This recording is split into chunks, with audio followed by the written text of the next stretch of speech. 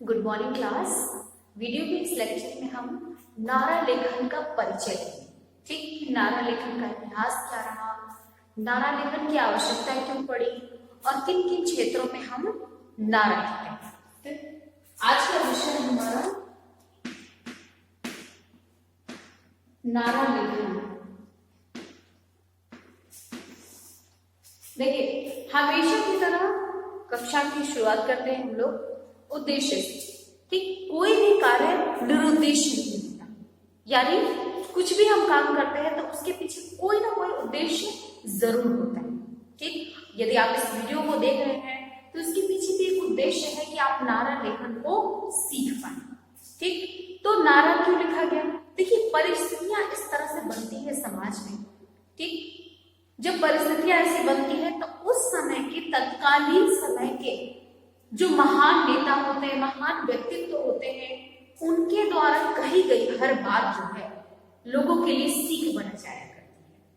ठीक, और उनके द्वारा दिए गए नारे लोगों के लिए ब्रह्म वाक्य बन जाया करते हैं। जैसे पहला उदाहरण लेते हैं हम कि तुम मुझे खून दो, मैं तुम्हें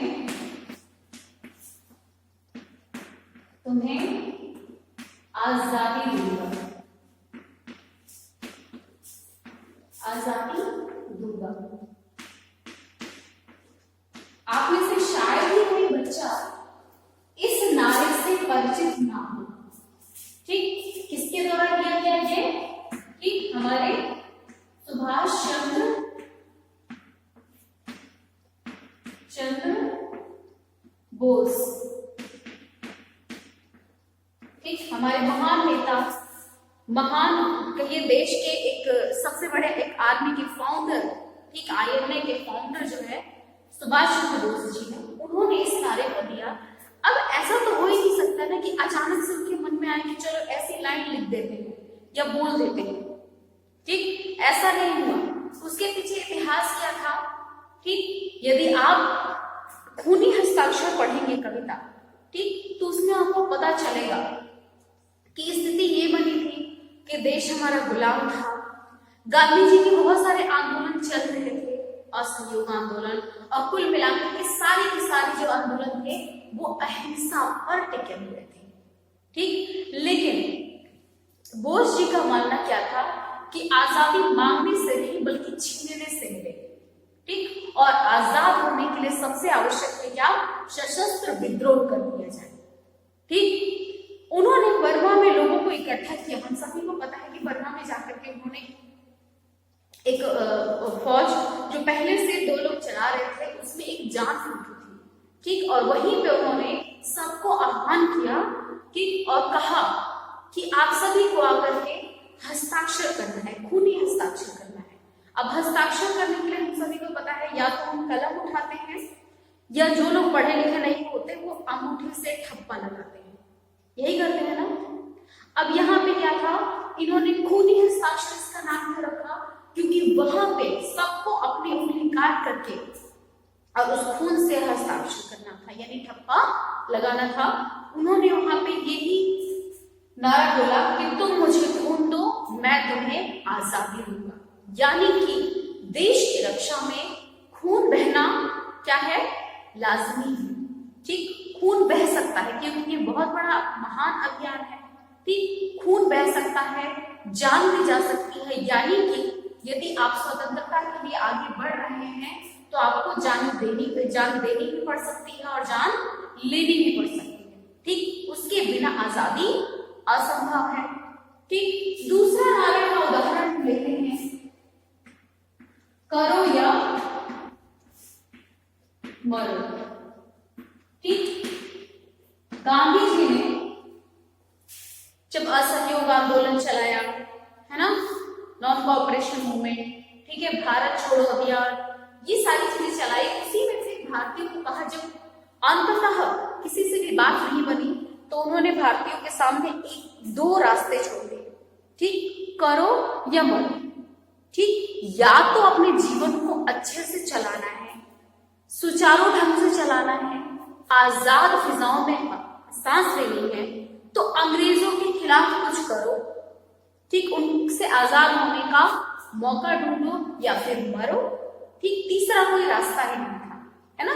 तो यानी परिस्थितियों के कारण ही क्या होता है, किसी भी नारे का निर्माण हो पाता है, ठीक। ऐसे बहुत सारे नारे हैं, है ना, जय हिंद, सरफरोशी की तमन्ना अब हमारे दिल में है, इनकलाब जिंदाबाद, ऐसे बहुत सारे नारे हैं, लेकिन सारे के सारे नारे जो है परिस्थिति वश आते हैं। जैसे आजकल आप देखते होंगे बेटी पढ़ाओ बेटी बचाओ, है ना, इस नारे की आवश्यकता क्यों पड़ी हमारे समाज को, बताइए। इस नारे की आवश्यकता इसलिए पड़ी क्योंकि हमारे समाज में आज भी क्या है, हमारा देश जो है पितृसत्तात्मक है, ठीक, जहां पे बेटों की चाहत सबके मन में होती है और बेटों की चाहत कम होती है ना। बेटियां जिम्मेदारी और बेटा जो है ब्लैंक चेक, है ना, इस तरह की मान्यता रखी जाती है। हालांकि सब लोग ऐसे नहीं हैं, लेकिन अधिकांश मात्रा में ऐसे ही लोग हैं, ठीक। इसलिए एक सामाजिक नारा देना पड़ा, बेटी बचाओ और बेटी पढ़ाओ, है ना। ना तो उनकी हत्या कीजिए और ना ही उनको शिक्षा से वंचित रखिए, ठीक। नारा किससे लिखा जाता है, अब नारा यदि हम देखें, ठीक, नारों का क्षेत्र क्या होता है, किन किन क्षेत्रों में नारे लिखे जाते हैं, ठीक। नारे लिखने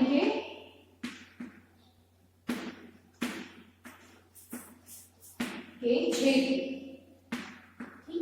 आपको स्टार्टिंग में मैंने बताया शुरू में ही कि कोई भी काम निरुद्देश्य नहीं होता है, ठीक, एक उद्देश्य के साथ होता है ना। अब देखिए यहाँ पे उद्देश्य हम देखते हैं, सबसे पहला उद्देश्य हमारा होता है नारा लिखने का, वो क्या है, राजनैतिक उद्देश्य, राजनैतिक क्षेत्र में, ठीक,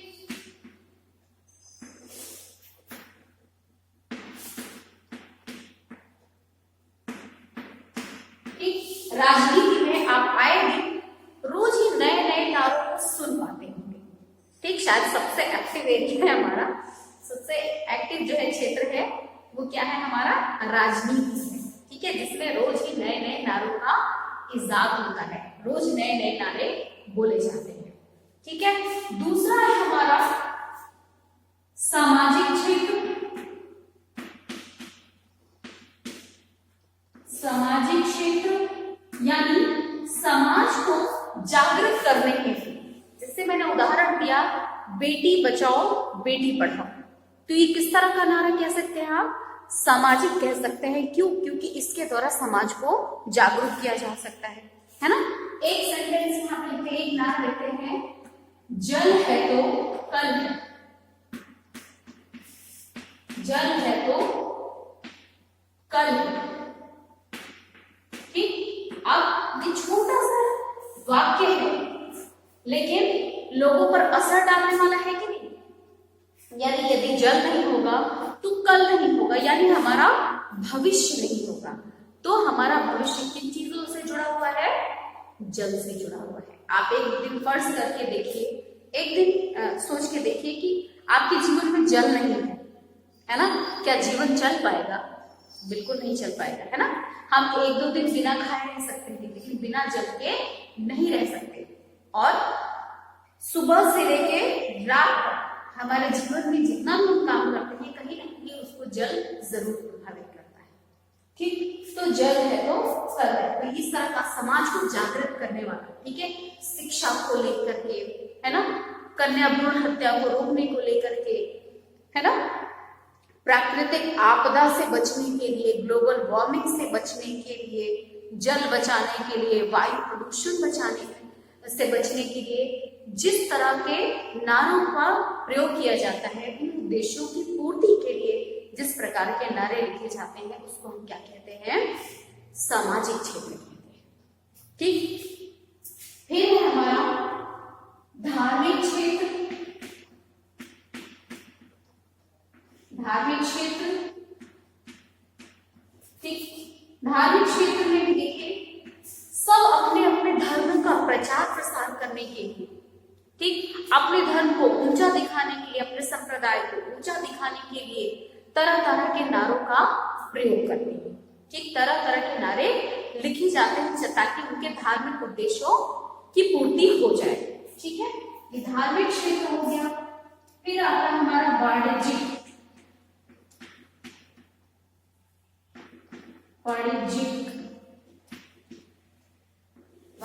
क्षेत्र में, यानी कि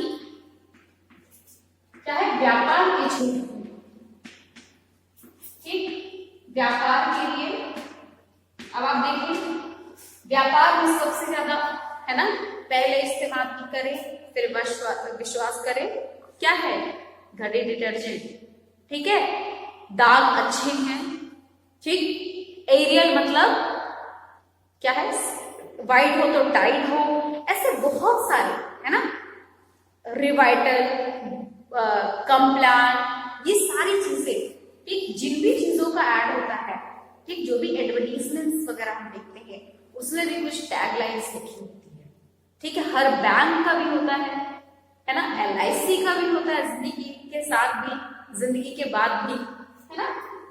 तो ये सारे क्या आते हैं, व्यापार के क्षेत्र आते हैं, वाणिज्यिक क्षेत्र आते हैं, जिसमें हम ये बताने का प्रयास करते हैं यदि हमने कोई बिजनेस शुरू किया, कोई व्यापार शुरू किया, तो कोई हमारी चीजों की तरफ क्यों आकर्षित हो, क्यों आकर्षित हो। जो चीजें मार्केट में मिल रही है, हम उससे कुछ अलग देंगे, कुछ और बेहतर देंगे, तभी तो कोई हमारे पास आएगा ना, नहीं तो क्यों आएगा। ठीक, तो हम उसी चीज को क्या करते हैं, अपने विज्ञापन में दिखाते हैं। ठीक है, तो अपने वाणिज्यिक उद्देश्यों की पूर्ति के लिए भी जो नारे लिखे जाते हैं उसे ही हम क्या कहते हैं, वाणिज्यिक क्षेत्र के। ठीक है, अब देख लेते हैं, इसमें मेरे तरफ से सारी चीजें आपको समझ में आ गई होगी। ठीक, ना समझ आए तो प्लीज कमेंट बॉक्स में आप लोग पक्का लिखिएगा। उसके बाद क्या है, नारे लिखने, नारा लिखने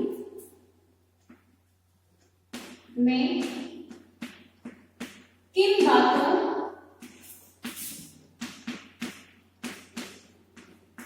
का ध्यान रखा जाए।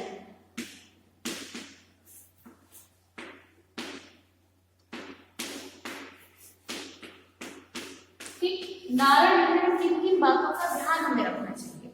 ठीक है, अब सबसे पहला जो है क्या है, सबसे पहला है शब्द छोटे होने चाहिए, छोटे और आसान।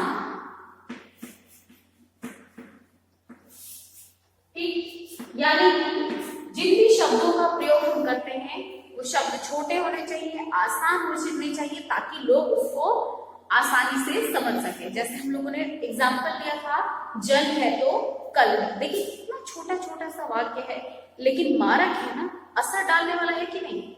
ठीक, शैली जो होनी चाहिए उसकी, लिखने की जो शैली है वो असरदार होनी चाहिए। ठीक, अब असरदार से क्या समझते हैं, देखिए हम सभी लोग बोलना सीख जाते हैं ना, 1 साल के बाद टूटी फूटी भाषा, उसके बाद थोड़ी सी परिष्कृत भाषा, ऐसे कर करके बोलना सीख जाते हैं ना। लेकिन जिंदगी भर ये नहीं सीख पाते कि क्या बोलना है और कैसे बोलना है ना। कभी किसी को ऐसी बातें बोल देते हैं कि सामने वाले को बुरा लग जाए, है ना। कभी किसी की बातें बहुत अच्छी लगती है सुनने में, किसी की बातें बिल्कुल भी अच्छी नहीं लगती, है ना। तो उसी प्रकार से नारे की भाषा भी कैसी होनी चाहिए, असरदार होनी चाहिए, है ना। जैसे हम लोगों ने सर्फ एक्सेल का ऐड देखा है ना। अच्छा, सर्फ एक्सेल ऐड का एक खास बात जानते हैं क्या है, वो हमेशा रिश्तों को जोड़ने की बात करता है। आप जितने भी एडवर्टीजमेंट आप देखेंगे उसमें देखेंगे रिश्तों को जोड़ने की बात करता है। ठीक है, ह्यूमन का जोड़ने का। दाग अच्छे, एक छोटा सा वाक्य है, लेकिन वो जिस तरह से पिक्चराइजेशन उसका करते हैं, है ना, जिस प्रकार से वो हमारे समक्ष प्रस्तुत करते हैं, हमको सच में लग जाता है, जस्टिफाई हो जाता है कि क्या है, दाग सच में अच्छे हैं, है ना। तो शैली कैसी होनी चाहिए, असरदार होनी चाहिए। ठीक है, तीसरा पॉइंट क्या कह सकते हैं, जो नारा है, नारे छोटे छोटे होने चाहिए। ठीक है,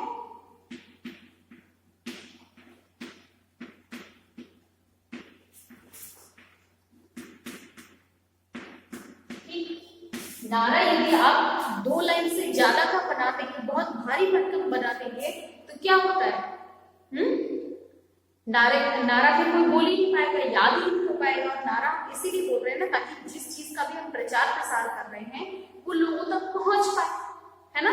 तो क्या होना चाहिए, नारे का जो शब्द है वो कम होना चाहिए, नारे छोटे होने चाहिए, है ना। ज्यादा से ज्यादा 2 पंक्तियों का ही नारा होना चाहिए। उससे ज्यादा बड़ा करोगे तो फिर वो लोगों की दिमाग पे असर नहीं कर पाएगा। ठीक है, फिर है आगे क्या आप बोल सकते हैं नारे लिखने में, किन किन बातों का ध्यान रखा जा सकता है। हाँ, संबंधित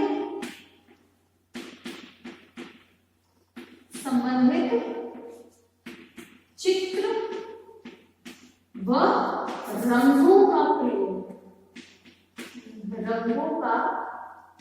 प्रयोग, यानी कि यदि आप शिक्षा से संबंधित कोई नारा लिखते हैं तो आप वहां किताब बना सकते हैं, पेंसिल बना सकते हैं, दवात बना सकते हैं, है ना।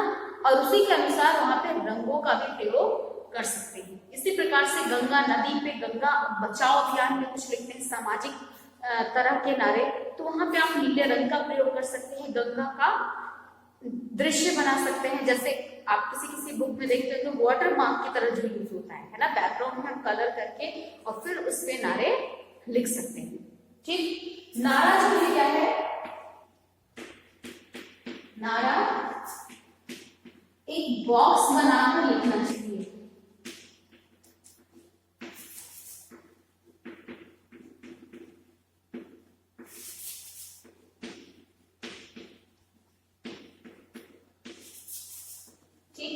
नारा लिखने के लिए सबसे आवश्यक है कि आप क्या करेंगे, एक बॉक्स बनाएंगे और तब जाकर के उसमें नारा लिखेंगे। ठीक, नारे के विषय में भी बहुत सारी चीजें बाकी हैं, लेकिन अभी ये वीडियो काफी लंबा हो जाएगा और आप लोग देखने में भी बोर हो जाएंगे, इसलिए अभी इसको यहीं पे रहने देते हैं और अगले वीडियो में नारे से संबंधित और भी जितनी चीजें हैं उसको हम लोग देखेंगे। ठीक, तब तक के लिए स्वस्थ रहिए, मस्त रहिए और व्यस्त रहिए, और सबसे इंपॉर्टेंट, सबसे जरूरी काम कि अपना ख्याल रखिए। ठीक है, क्योंकि आप लोग देश के भावी कर्णधार हैं, आपका बचना और सुरक्षित रहना और स्वस्थ रहना सबसे ज्यादा आवश्यक है। धन्यवाद।